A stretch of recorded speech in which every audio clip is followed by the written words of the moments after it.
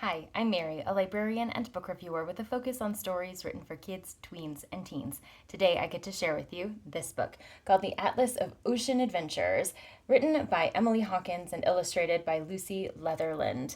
This is a comprehensive and very informative nonfiction picture book for readers who are especially fans of ocean and marine life.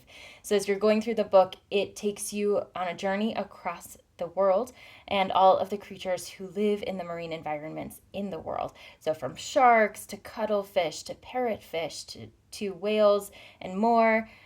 You have so much to learn in the pages of this book. So, the illustrations are pretty true to life, though they're not photographs, but they feel very real as you're going through the story. You have maps to orient you to where you are.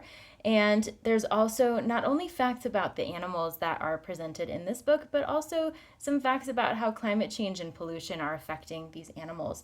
So, for readers who are interested in learning a little bit more about the ocean world, this is a great place to go because it includes all sorts of information and then also thinking beyond just the creatures themselves, but how they are affected by the things that humans do every day.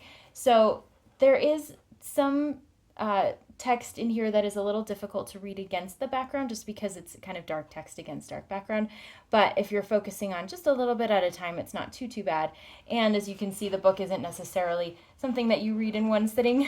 You need to absorb it and digest it a little bit from one to the next. So you've got the opportunity to focus on a page at a time. If readers are very interested in ocean creatures and are a little younger, maybe a page or two at bedtime would work.